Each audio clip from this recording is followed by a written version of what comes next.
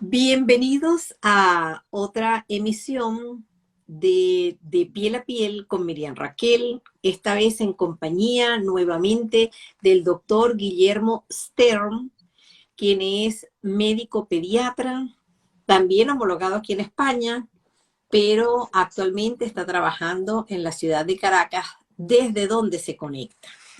El doctor Stern se los he presentado en otras oportunidades que hemos hablado sobre otros temas, incluyendo aquellas situaciones que nos enfrentan a las abuelas, a los padres, por nosotros los médicos, por creencias.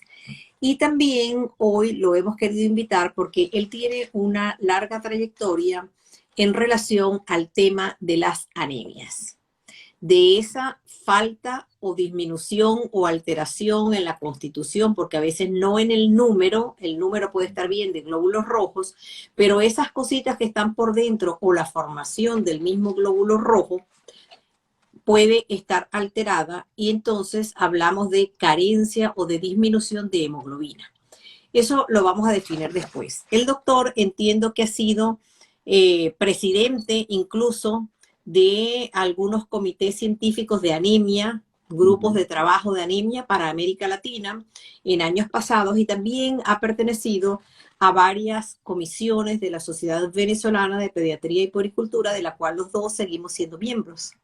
Así es. Guillermo, bienvenido. Sé que tienes conocimiento y que has dictado conferencias en muchas partes sobre la anemia, tanto en Venezuela como fuera. Y yo quisiera que hoy les explicáramos a los padres que se queden con nosotros hasta el final y a algunos colegas qué significa tener anemia, cuándo se tienen que encender las alarmas para nosotros acudir a una consulta o a la consulta pediátrica o del médico de familia, del médico general, y solicitar que nos hagan la analítica, o cuando nosotros como médicos debemos solicitarla sin que los padres nos digan es que el niño está cansado, es que se duerme en clase, es que es muy flojo, doctora, es que es muy bruto, como dicen aquí en España, es que es muy bruto, doctora, es torpe, no aprende, decimos las cositas y las repite y después se les olvida, va al juego y también está cansado, o que muchas veces dicen con bastante frecuencia, es que lo veo con unas ojeras, lo veo pálido, está amarillo, doctora, se queda dormido. ¿Cuándo, qué es anemia y cuándo debemos estar alertas y solicitar la analítica? Ok, bueno, Bienvenido, Guillermo. en principio agradecido porque, bueno, quien no te escucha y quien no te ve por tus canales de YouTube, ¿no? Hay que conceptualizar qué es la anemia, así como tú dices. La anemia no es más que una disminución en la hemoglobina, que la vamos a explicar también, o en el tamaño del glóbulo rojo, como tú bien lo especificabas. No necesariamente tiene que estar la hemoglobina baja para tú tener anemia, sino que puedes tener unos glóbulos rojos muy chiquiticos y evidentemente también estás en presencia de anemia, ¿no? También es importante que para América Latina, donde vivimos, o donde yo vivo, por ejemplo, y donde somos todos, evidentemente que la prevalencia de anemia es alrededor de un 40 un 50%, que realmente es una cifra alarmante, ¿no? Y de ese 50% de prevalencia de anemia, estamos hablando que el 80% es por anemia ferropriva, por déficit de hierro y muchas veces déficit de otros oligoelementos como el ácido fólico. O sea, que quiere decir que es por una inadecuada forma de alimentarse y un inadecuado aporte en los primeros años de vida de hierro de forma medicamentosa o farmacológica. Cuando tú dices los primeros meses de vida, sabemos que en un adulto generalmente las cifras a grosso modo después de la adolescencia, tú dices, bueno, por debajo de 12 en las mujeres, por debajo de 3 en los hombres, hablando de hemoglobina, pero en los niños sabemos que tenemos diferentes edades y se comportan Totalmente. como personitas diferentes. No es lo mismo la hemoglobina y el hematócrito que tiene un niño recién nacido el primer día los días siguientes, los días posteriores, cuando deja de ser recién nacido o neonato y pasa a ser lactante, ya cuando es un preescolar, ya cuando es el escolar y pasa a la adolescencia, sobre todo por el hecho de la menstruación o reglas o la menarquia en nuestras niñas. Entonces, ¿cuándo debemos nosotros solicitar una analítica? ¿Cuándo solicitamos los exámenes de laboratorio? ¿Cuándo orientamos a las madres y pedimos hacer una pesquisa para ver si el paciente está anémico o no? Ok, fíjate qué interesante. Pues depende de donde te ubique, ¿no? Porque recordemos que también hay un 20% que es anemia no por déficit de alimentación, sino por anemias del Mediterráneo, anemias hemolíticas que destruyen los glóbulos rojos, o por la forma, como tú comentabas, que si son drepanocíticos, o sea, porque tienen en forma de óseo el núcleo. Entonces, todos estos otros tipos de anemias, sí, evidentemente, significaría interesante de hacer una analítica. Pero, por ejemplo, en los menores de 2 años, la justificación de hacer una analítica para descartar un cuadro anémico realmente no es considerada, a pesar de que la pediatría prehistórica o la pediatría de hace 20 o 30 años, a partir de los 6 meses tú siempre le hacías una analítica para ver cómo estaba el valor de hemoglobina, hematocrito, ferritina, y así tú complementar tanto los depósitos en ferritina como los hemoglobina y hematocrito. Pero hoy en día realmente, conociendo esta prevalencia, es importante que nuestros papás y mamás que nos escuchan, así como los colegas que también están unidos, realmente ya sabiendo la prevalencia por déficit de hierro y ácido fólico, entonces es recomendable, por ejemplo, en los niños pretérminos, indicar a partir de los 2 meses de edad algún tipo de hierro, pero un hierro que se absorba de forma adecuada, de forma permanente los 2 primeros años de vida, y en a término, un paciente que nace en el término adecuado a partir de los 6 meses hasta los 2 años de edad, ¿no? Entonces, en esos momentos realmente no hay justificación de darle un suplemento, de hacerle una analítica. Pero sí debemos definir, que es importante para nuestros muchachos estudiantes, los pediatras que se están formando, que hay lo que se llama la anemia fisiológica del lactante, que no hay que reponer con hierro ni con otro elemento mineral, ¿no? Porque son esas anemias que tú encuentras hemoglobina baja, hematocrito bajo, volumen corporal bajo, en menores de 6 meses a término, pero es fisiológica. Es por ese exceso de sangre de la madre al bebé, evidentemente, como tú lo dijiste, no es lo mismo la hemoglobina del primer día de nacido a la hemoglobina a los 30 días, porque eso es el exceso de sangre que pasa de la madre al bebé por el cordón umbilical, y evidentemente cuando ya tiene 1 mes, ya es la sangre propia del recién nacido, como bien lo comentaste anteriormente. Entonces, ¿cuándo hacer una analítica? Bueno, después de los 2 años, un paciente que está agotado, que el niño no rinde, que tiene mal dormir, que todo el tiempo mueve las piernas, que tiene déficit de atención, que muchas veces lamentablemente etiquetamos como alteraciones en el neurodesarrollo y no es más que un cuadro anémico. Entonces ese muchacho evidentemente no puede rendir, no puede atender porque no le da la capacidad por falta de hierro, conociendo que el hierro es el principal sustrato del cerebro, o sea, del desarrollo cognitivo. Entonces, si tienes bajo hierro, evidentemente tienes baja hemoglobina, bajo riego sanguíneo al cerebro, y ese muchacho va a tener problemas. Entonces, a veces etiquetamos de forma inadecuada a un paciente con algún trastorno, algún problema, del cual no es, por tener una cuestión tan sencilla que es un cuadro de anemia, ¿no? Siempre lo he preconizado, Miriam, disculpa que te interrumpa un minuto, de que si nosotros nos vacunamos contra la anemia, dando de forma profiláctica hierro, ácido fólico, evidentemente vamos a tener menos síndromes anémicos, porque la anemia no es un síntoma. La anemia conlleva a un conjunto de signos y síntomas por ese mismo problema de disminución del glóbulo rojo, disminución de hemoglobina. Entonces, realmente tenemos que evitar ese síndrome anémico.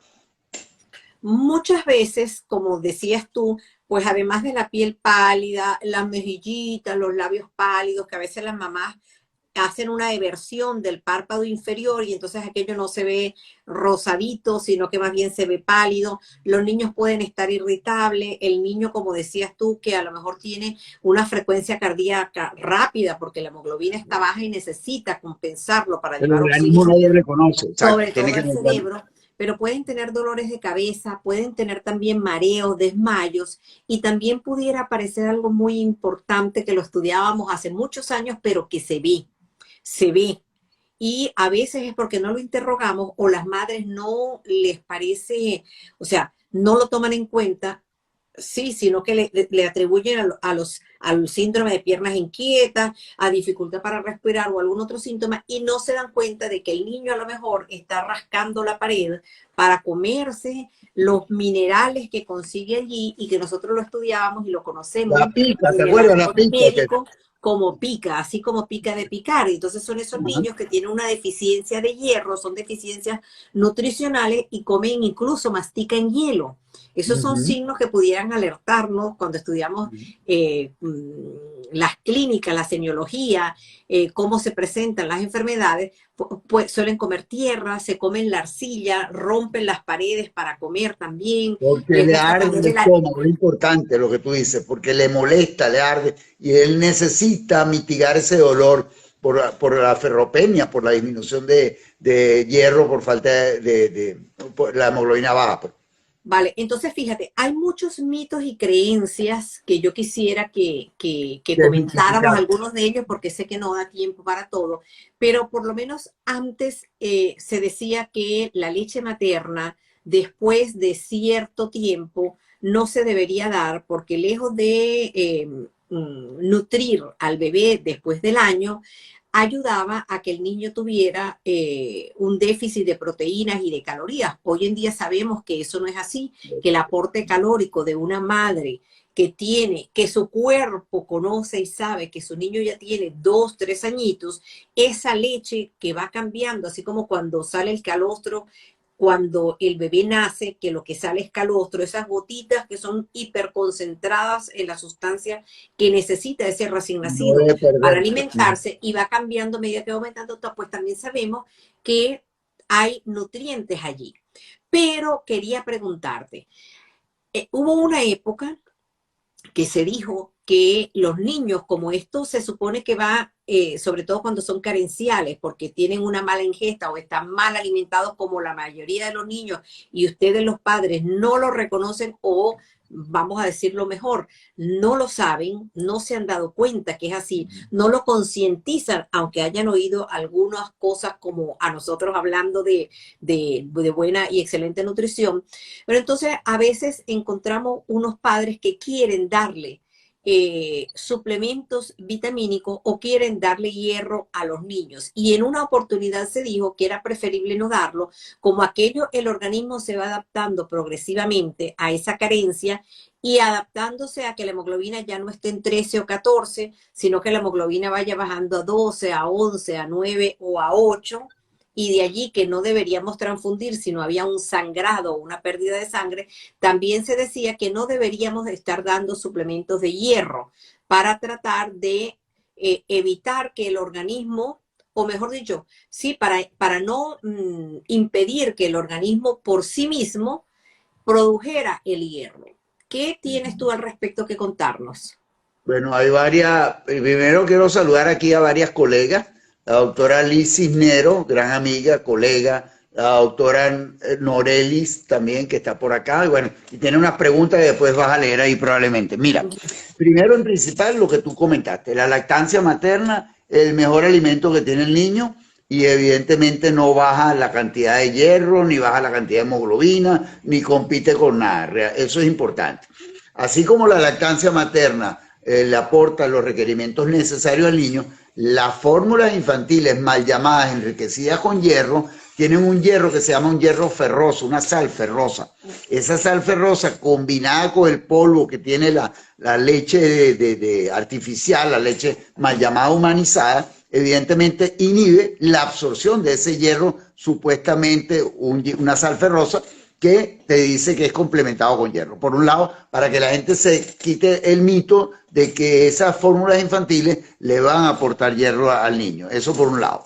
Por otro lado, los suplementos de hierro indicados de forma adecuada no inhiben la producción de hemoglobina de forma adecuada, porque acuérdate que hay la eritroproyectina que se produce en el organismo y evidentemente multiplica la cantidad de glóbulos rojos, y lo que tú le estás llenando a esos glóbulos rojos es de una buena hemoglobina de calidad y por supuesto en el tamaño del glóbulo rojo. Entonces realmente no hay que pensar que los suplementos de forma adecuada en el momento que tú lo consideres. Ya hablamos de los 2 años, pero posteriormente también tienes un preescolar con prevalencia del 40%. Posteriormente tienes a la jovencita, como lo decía, que empieza la menarquia y requiere mínimo de 3 a 4 meses de reforzamiento con hierro, justamente porque hay anemia por pérdida sanguínea, pero también anemia por deficiencia de una buena alimentación que tienen las adolescentes, ¿no?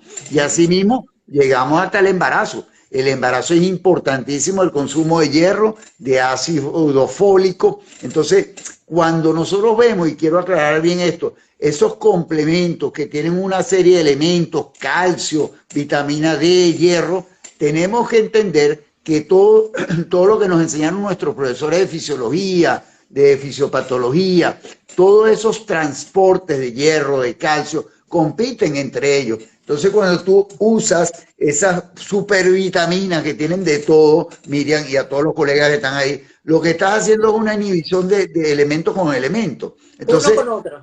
Exacto, por eso es que la pregunta que por aquí hace Noreli, bien interesante, que cuando das combinaciones de hierro con ácido fólico, con calcio y todo, tienes que saber que tienen transportes diferentes y esos transportes diferentes pueden bloquearse o pueden interrumpirse. Por eso la mujer embarazada es tan importante, que debe recibir su calcio, debe recibir su hierro, pero no combinado, porque si lo hace combinado, el transporte de calcio es aparte del transporte de hierro. Entonces compiten. Por eso es que a veces uno como médico le indica el hierro por separado, el ácido fólico por separado, y cuando necesitas un suplemento de calcio a las adolescentes, tú le indicas entonces en horas de la tarde para que sea separado del otro oligoelemento. Eso es bien interesante porque la industria farmacéutica te prepara unos preparados mágicos de miles de compuestos, pero esos compuestos realmente interaccionan e inhiben la absorción adecuada de lo que tú requieres, ¿no? Entonces,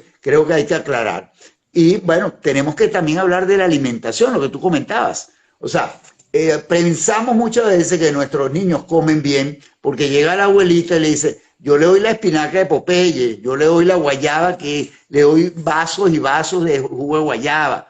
Acuérdate del el famoso tomate de palo y cantidades de pimentón y una serie de cosas. De Popeye. De Popeye, todo. Eso tiene su historia, un día lo hablaremos, la historia de la espinaca de Popeye, ¿no? Que él le abría la lata, etcétera, ¿no? Eso todo era un marketing para las espinacas. Fíjate que todo tiene un sentido, ¿no?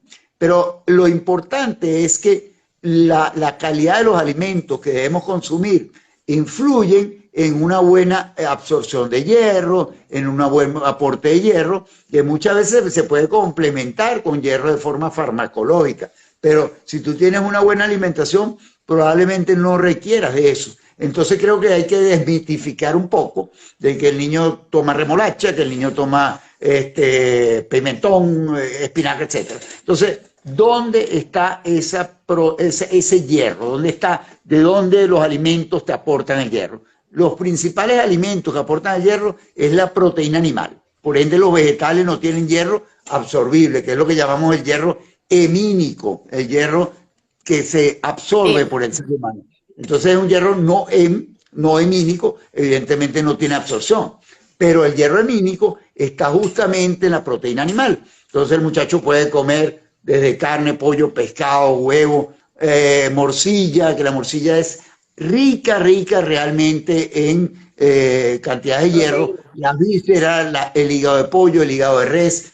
Pero fíjate qué interesante, si tú lo asocias como en Centroamérica con los frijoles o con las caraotas en Venezuela, esas caroticas, esos frijoles, tienen un elemento que se llama el ácido fítico, que en combinación con la proteína del animal aumenta la absorción de hierro. No aporta hierro, pero te aumenta en combinación con eso. Por eso es que hay que jugar con los alimentos. Y fíjate que esas costumbres ancestrales de los centroamericanos, de comer todo con frijoles, carne molida, queso y todas esas cosas, tiene un sentido. Le estás dando todos los aportes ahí en la tortilla, ¿no? Entonces, a veces hay que agarrar un poquito de esas tradiciones y entender por qué ellos combinaban todas esas cosas con alimentos sumamente económicos, que es lo interesante. No tenemos que gastar demasiado dinero en Mercadona y comprar las cosas más costosas, sino realmente podemos comprar calidad y cantidad sin requerimiento de tanta inversión.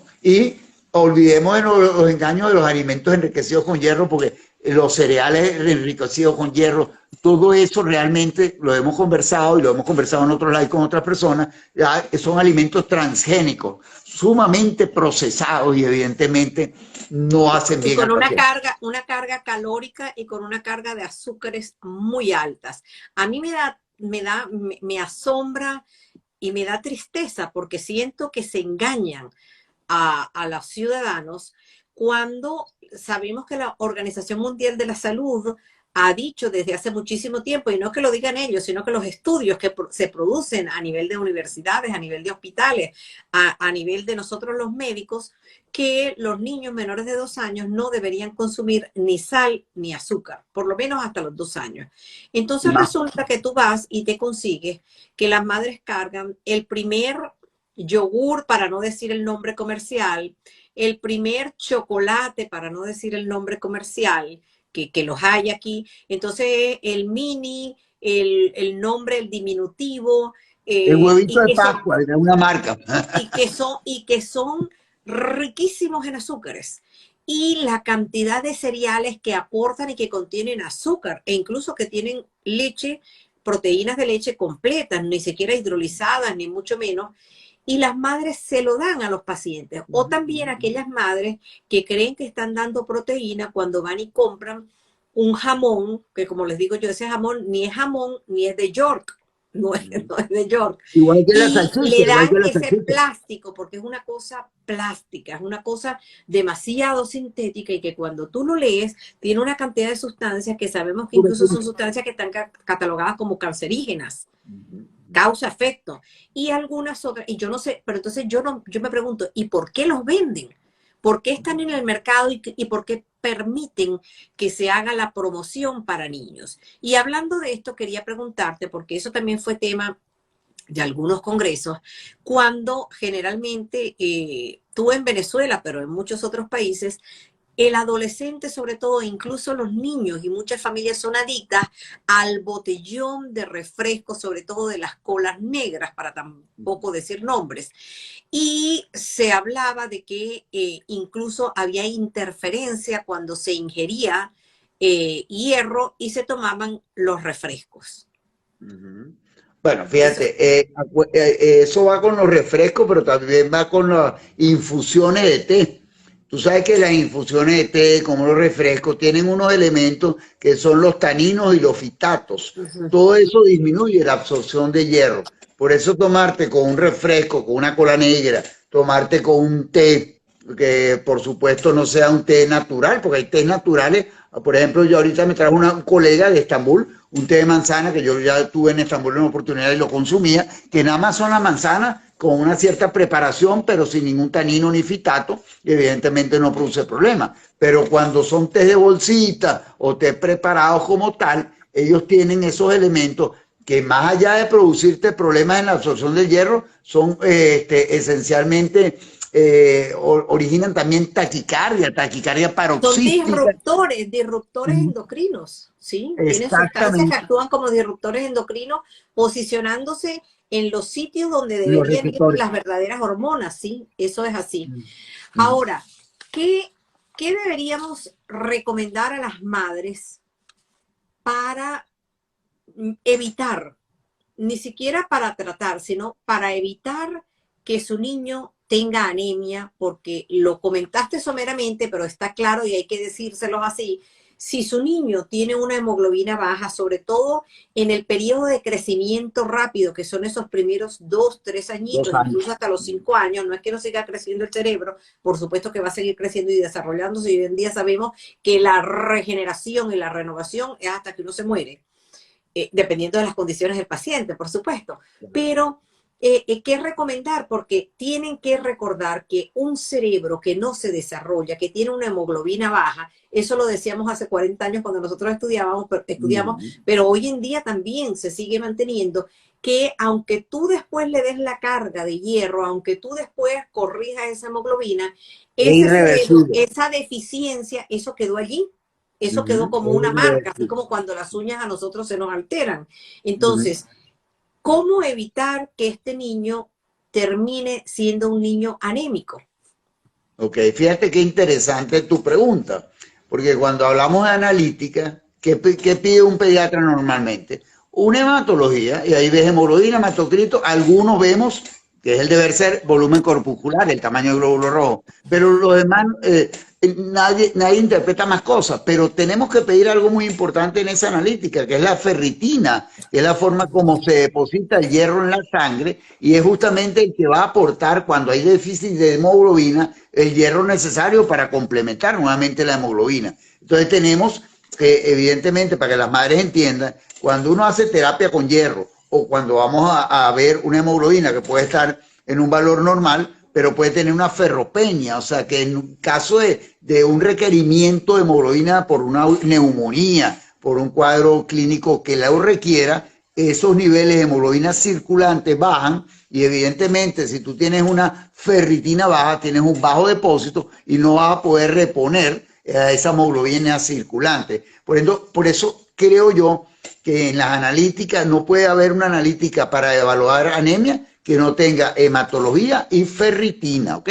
La ferritina realmente para nosotros tiene más importancia que el hierro sérico, que la transferrina, que una serie de elementos dentro de la hematología que a veces se piden, pero no son necesarios para un diagnóstico de anemia como tal, y sobre todo la ferropriva, que es el 80%. Entonces, tenemos que tener en cuenta. Y lo más importante siempre es la buena alimentación. Tenemos que entender que el niño tiene que desayunar, tiene que merendar, volver a almorzar, merendar y cenar.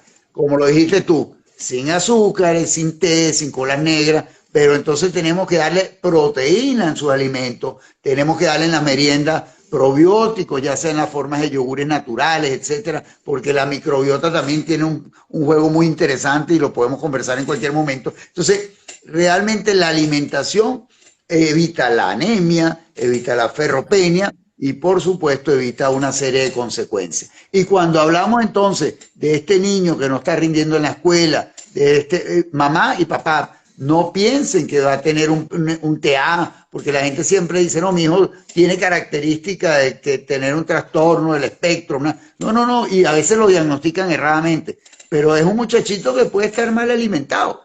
Y al tú evaluarlo, oye, porque así también se confunde estos trastornos de neurodesarrollo con los niñitos celíacos, los que no toleran el gluten, una serie de cosas. Entonces, cuando nosotros, y en España, en el Mediterráneo, es súper altísimo la cantidad de pacientes con ese tipo de problemas, ¿no?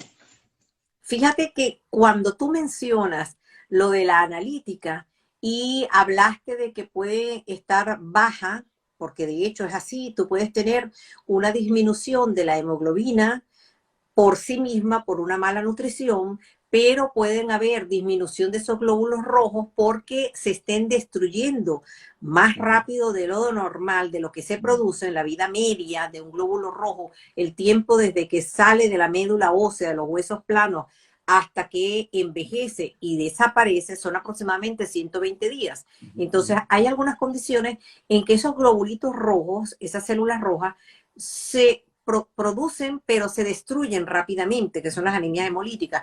Pero hay otros momentos en que se forman muy lentamente o dejan de formarse, como en otras patologías crónicas o en algunas patologías neoplásicas.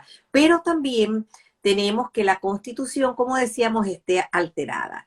Sin embargo, lo que yo quiero resaltar ahora es cuando los pacientes tienen COVID. cuando los pacientes tienen una gripe A, cuando los pacientes tienen diarrea, que ahora tenemos virus aquí circulando en España, virus enterales, que están dando unos procesos de náuseas, de una gastroenteritis en sí, una diarrea, que a veces dura mucho tiempo, incluso con los cólicos abdominales, dolores abdominales. Y entonces la mamá me dice, doctora, pero ¿por qué no le hacemos una analítica? Que yo creo que tiene anemia. Ahí las mamás tienen que saber que no es el momento ideal, porque quiero que lo vuelvas a repetir en palabras bien sencillas, porque los parámetros pueden estar alterados y no necesariamente ese niño tiene realmente una anemia. De allí que yo les recomiendo que tengan un poquitín de paciencia, a menos que el paciente lo amerite y estemos en una urgencia, pues lo pinchamos y hacemos y hacemos. Pero esos niños que van a la consulta, el día a día, la gota a gota, es preferible que tengan un poco de paciencia, porque esos casos, como les decía, de hemoglobina baja, el organismo aprende a tolerarlos y entonces también el cambio para subirla también puede ser gradual. Cuéntanos qué es lo que pasa allí cuando tenemos gripes o cuando los pacientes dicen, doctora, no me le mande antibiótico. Yo estoy en una de no mandar antibiótico, de verdad, esperar que el organismo, la naturaleza, efectúe su curación y venga que le revise otra vez el oído. Y cuando una mamá, aprovecho para decirlo, pasa esos 3, 4 días y se da cuenta que de ese oído medio rojito, esa fiebre de 40, tú lo has ido llevando y revisando todos los días y le vas mostrando y el niño le desaparece sin medicación, esa mamá la ganamos para acá y evitamos el abuso de los antibióticos. Pero específicamente el antibiótico destruye los glóbulos rojos, le va a dar anemia, por eso muchas madres no lo dan cuando el niño realmente lo necesita y hacemos o no hacemos la analítica cuando el paciente tiene cualquier gripe, cualquier amigdalitis o un proceso viral o tiene un COVID. Bueno, fíjate qué importante, ¿no?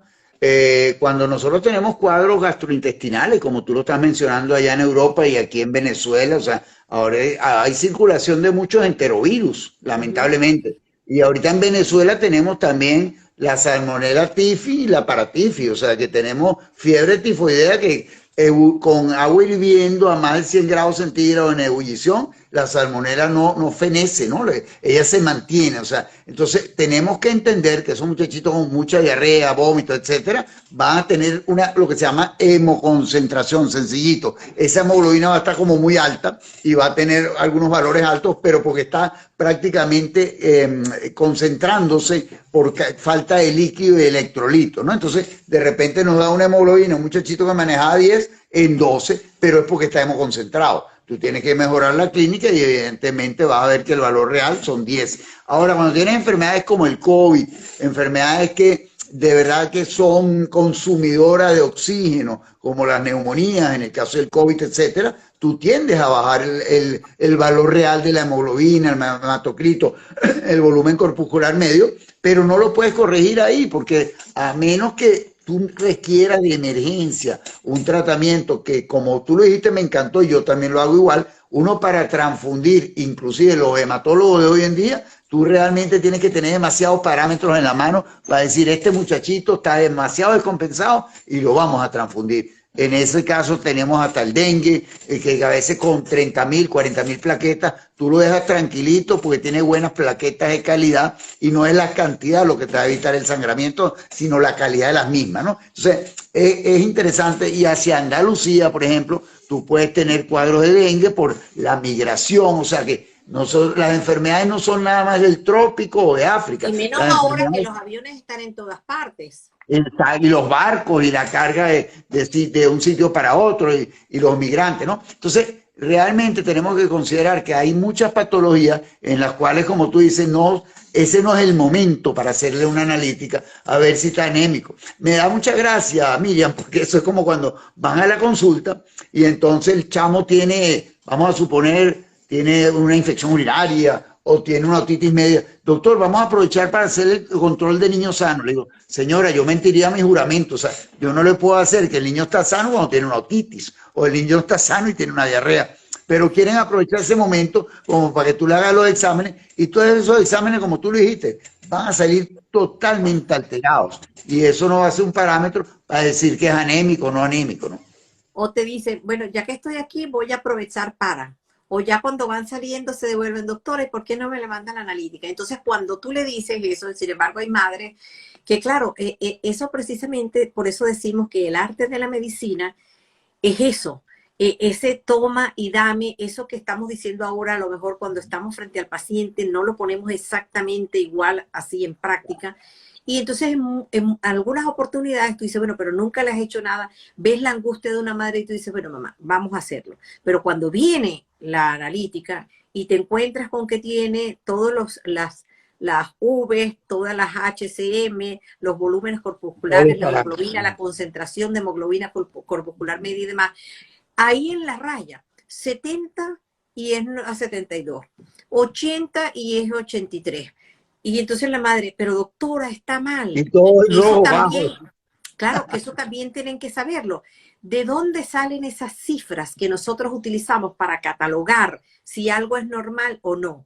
Pues simplemente del consenso de haber visto muchísima gente en todos los países del mundo, se hace un grupo de trabajo, se ponen, se evalúan las cifras por edades y se toman medias.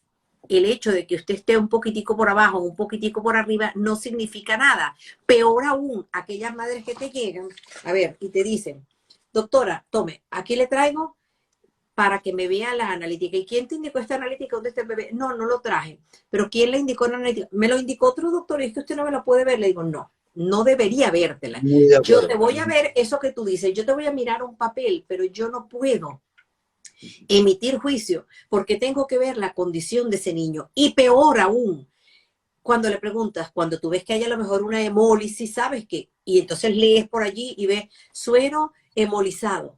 Y ves y le dices, mamá, pero mire, es que yo no puedo interpretar esto porque estas alteraciones que están aquí es porque el pinchazo, sí, doctora, lo cogieron entre 5, entre 7 enfermeras y el niño se torció y le metían la aguja. Claro, igual que la elevación de transaminasa, PTT, todas esas cuestiones, si tienes un torniquete mucho tiempo, te va a alterar el valor real. Y eso tenemos que saberlo los pediatras, porque evidentemente tú no puedes decir, no, mira, tiene las transaminasas altas, pero duró con el torniquete un poco de tiempo, ¿no? Entonces, ajá, mira qué bonito lo que dice mi amiga María Auxi de Habla mi pediatra.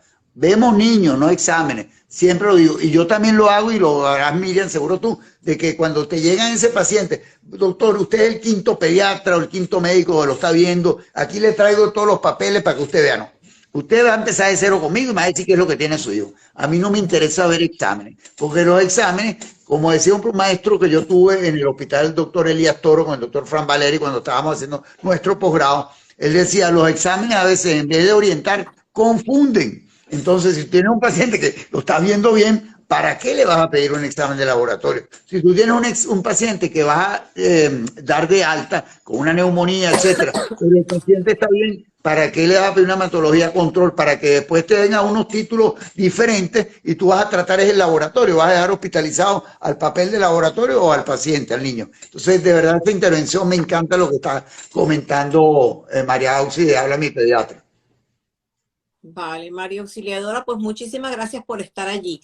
Y que en relación a esta vitamina, pero sabemos que es una hormona porque está en todas partes y influye en todo, que es la vitamina D. Mm. Y que de Nada hecho que hay algo... Ajá, dime. Ajá.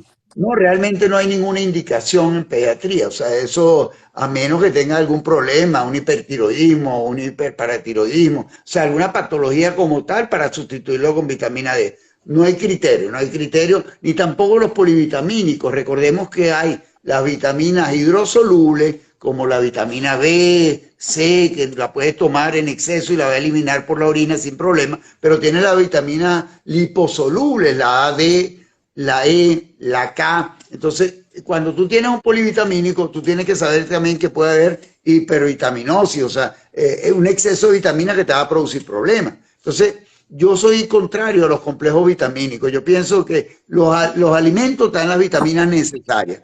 Y cuando tú necesitas un oligoelemento como hierro, como ácido fólico, ya se individualiza el paciente.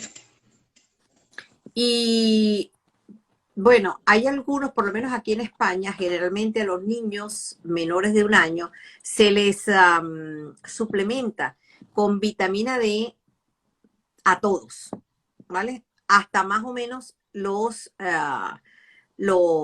12 meses de edad.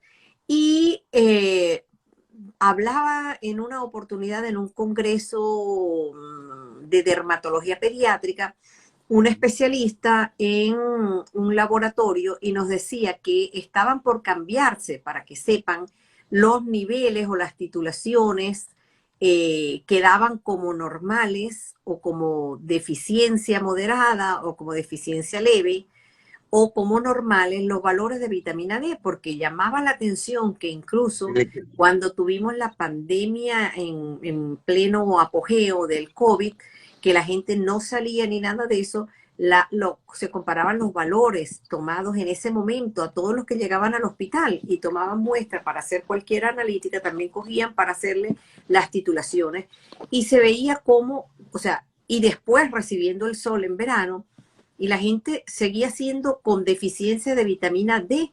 Entonces yo lo notaba también porque hace muchísimos años estuve, antes de irme a uno de esos viajes por allí por Uganda, a un campo de estos de refugiados, que en pleno sol, con una gente recibiendo blancos, que no tenemos ese factor de protección solar 13 de los negros, negritos, de fototipo de piel 6, o sea que la radiación solar entra y es la que provoca el metabolismo para la conversión de la vitamina D.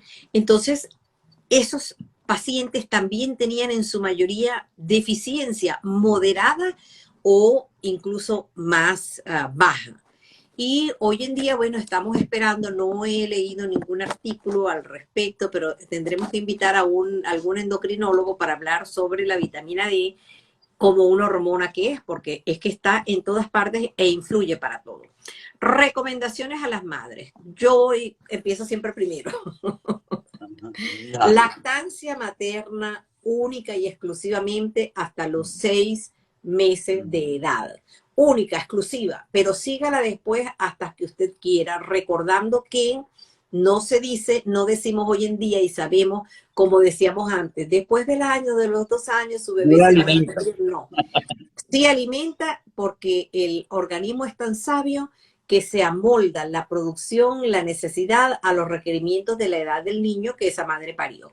La madre, obviamente, no otra persona que esté de nodriza, es que se dice, ¿no? Amamantando. Ajá. ¿Qué más? Ajá, No bueno. azúcares, no chuches.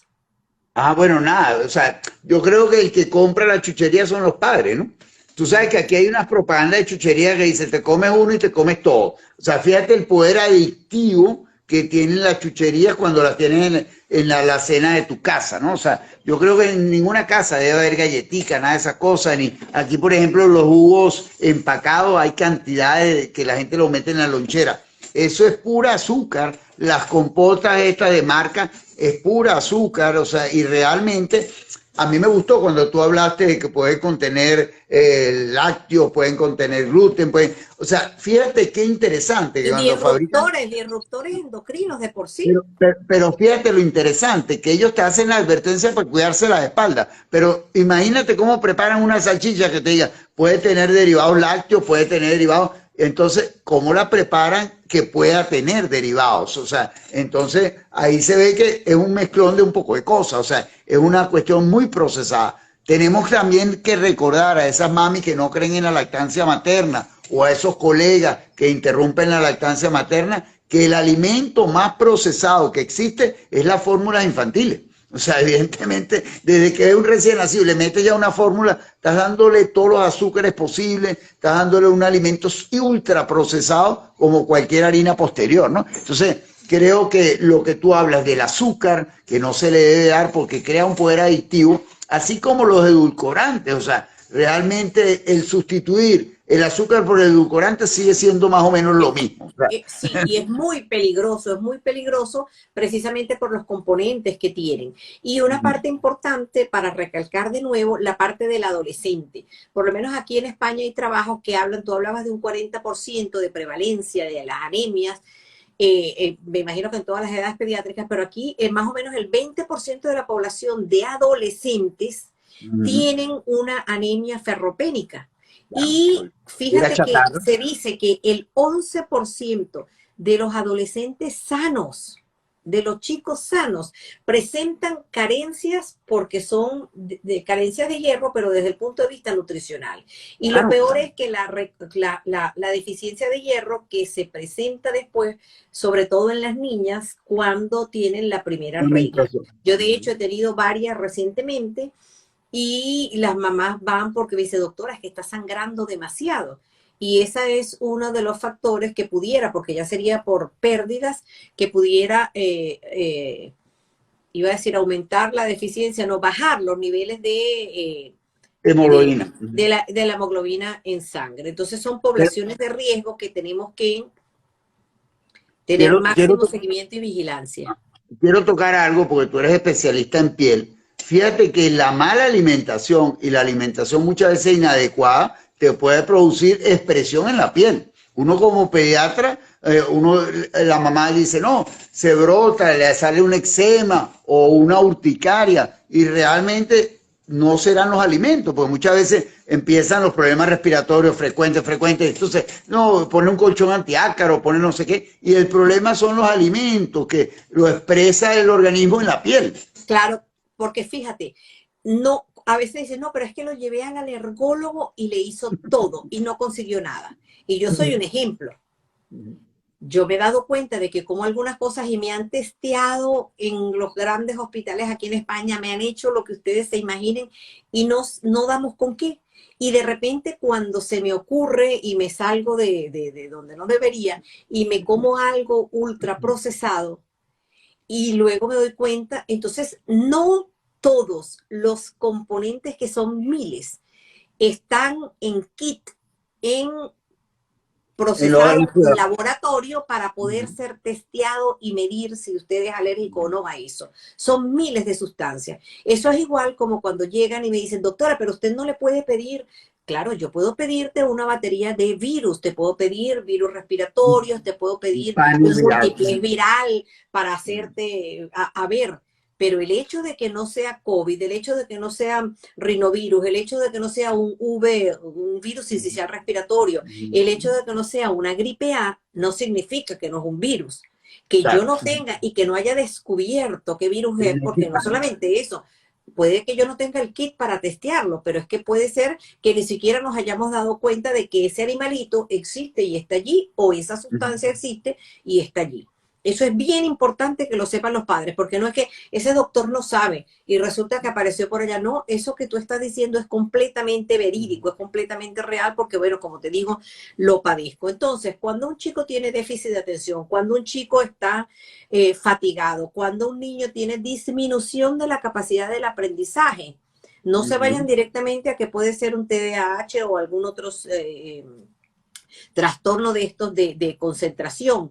El déficit cognitivo que puede afectar la memoria simplemente puede ser una deficiencia de hierro, y entonces para eso hacemos nosotros las analíticas específicas o despistaje de las anemias, e incluso, fíjense lo que les voy a decir, trastornos psiquiátricos pueden ser corregidos estudiando simplemente a través de un análisis. En esa gente sí que está indicado, cuando tienen una patología de base, hacer las analíticas, pues obviamente, y los estudios en conjunto, trabajarlos de forma multidisciplinaria para ver si llegamos a un diagnóstico. Pero de que la dieta, como dicen por allí, y eso es real, somos lo que comemos y nos enfermamos de lo que queremos.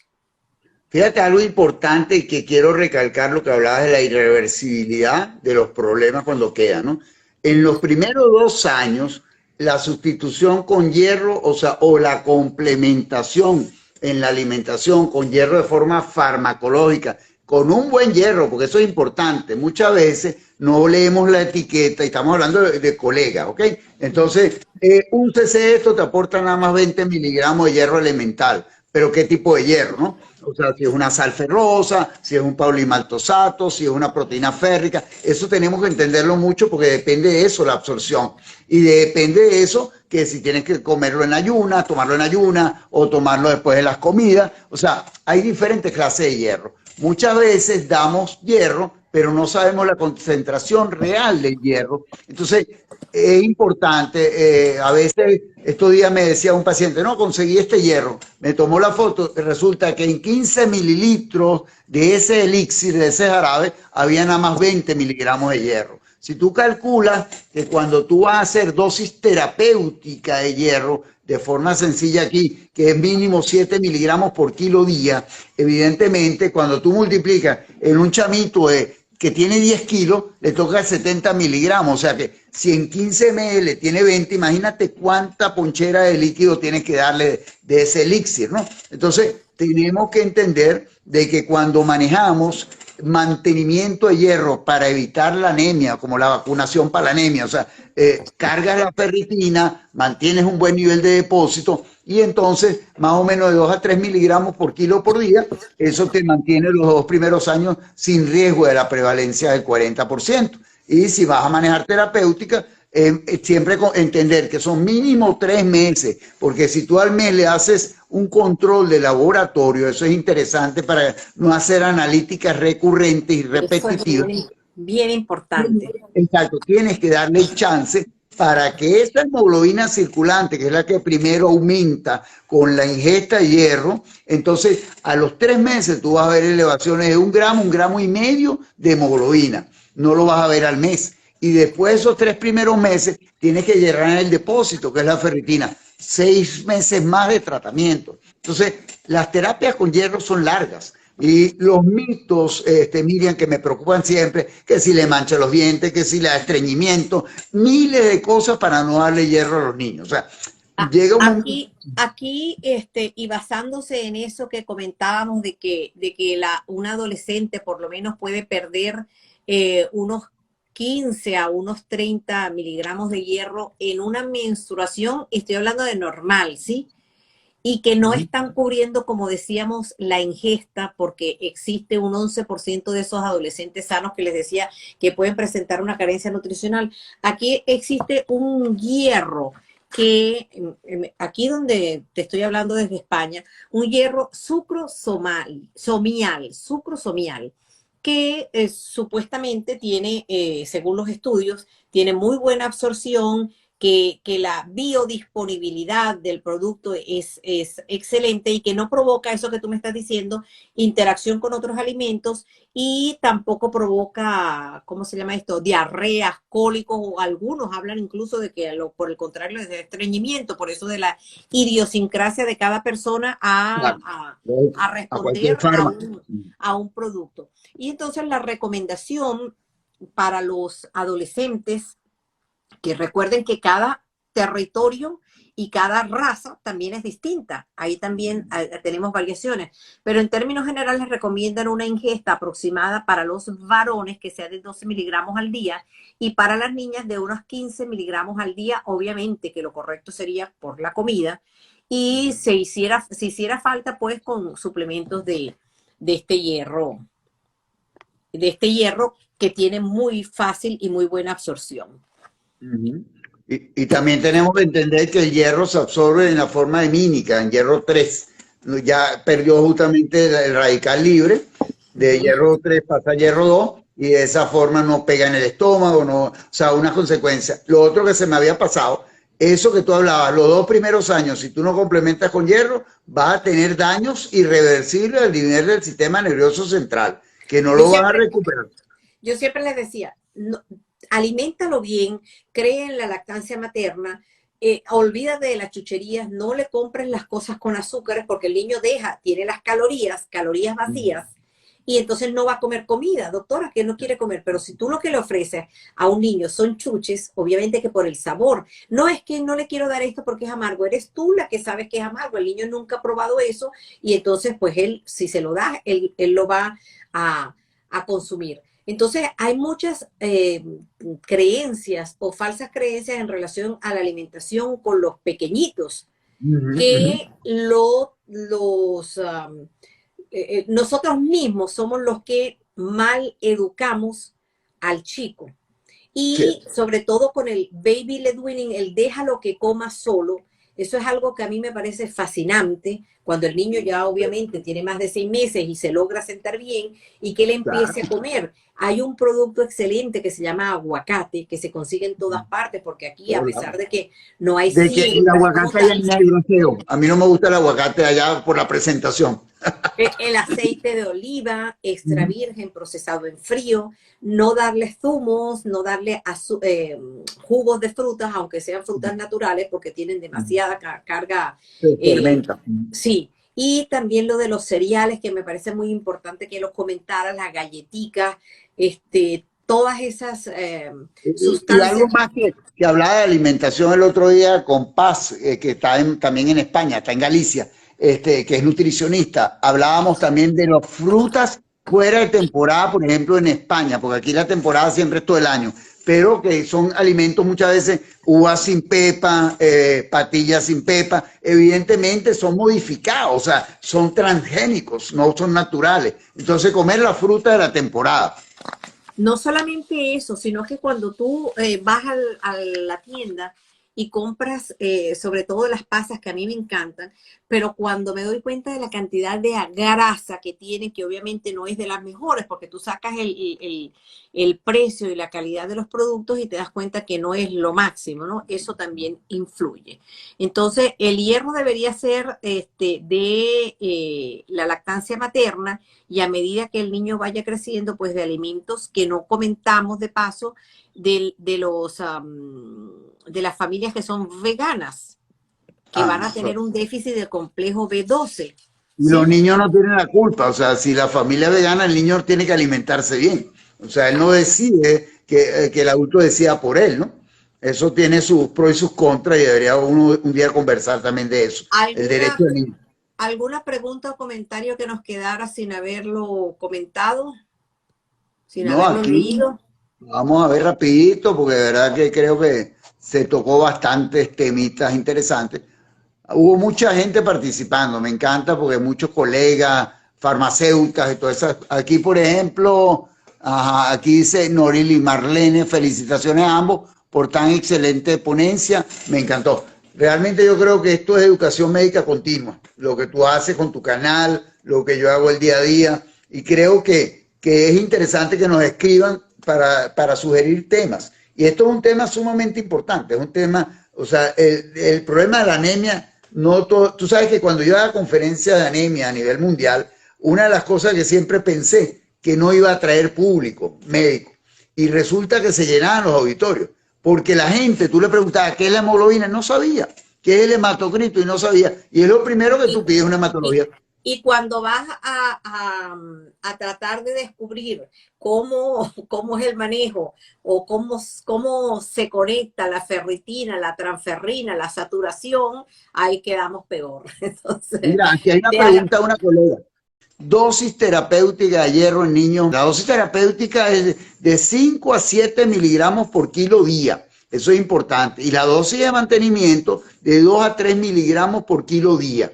Que por supuesto, como hablábamos, primero elevan la hemoglobina circulante alrededor de 3 meses el tratamiento. Si no tiene un síndrome de mala absorción, es importante también, porque muchas veces puedes tener una parasitosis, no absorbe de forma adecuada el hierro, y por eso hay escuelas que dicen, vamos a desparasitar primero al paciente y después empezamos con el hierro. No las critico, pero hay escuelas que lo comentan. Y entonces una vez se hizo trabajo con giardia duodenalis y anemia. Entonces evidentemente no había absorción duodenal y bueno, era disminuido la absorción de hierro. Pero Y esa es la dosis. lo Dime, otro dime. es mirar siempre la patología de base, porque como decíamos al principio, puede ser que se estén formando los glóbulos rojos, pero no se estén formando bien, y entonces son capítulos muy amplios de las anemias, o que esté aumentando la destrucción de las mismas, o que la concentración pues esté débil. Por eso es que no nos guiamos por la cantidad de glóbulos rojos, sino por las concentraciones de la proteína, que es la hemoglobina en sí. Y algo importante, hijo, porque este tema es tan apasionante. Si tu hijo no mejora con el hierro que te mandó tu pediatra, pasan 2, 3 meses y no se eleva de 1 a 1.5, ahí hay que hacerle un froti y hay que buscar el 20% de esas anemias no ferroprivas, ¿no? Es importante entender. O sea, cuando no hay respuesta a la terapéutica, porque ellos responden muy bien al hierro cuando es por ferropriva, ¿no? Un frotis de sangre periférica y derivar al hemato-oncólogo, que a veces la gente se Correcto. asusta porque la especialidad aquí se llama así hemato-oncología. Aquí también, Entonces, aquí también. doctora, pero será, sí, también será que pudiera tener una patología maligna. Agradecerte enormemente. Ya tú sabes que te digo que me encanta cuando hacemos los en vivos. Ya sabes Igual. que este mismo tema sobre anemias lo vamos a colgar en el canal de YouTube de Piel a Piel, así en una sola palabra. Los invito a seguirnos. Es un canal de educación en salud para la comunidad. El único es Dr. Stern 50. Todo 50. mis redes son Porque DRSTERN50. este caballero se quedó en 50, no pasó de Sí, allí. En cambio, ahí, o sea que tenemos ya yo ya voy por los unos cuantos, 65. eso, tenemos unos cuantos años en las redes. Les agradezco mucho haber estado con nosotros y espérennos que pronto venimos con otro tema. Un abrazo para todos. Hasta luego y Chao, chao. gracias por estar.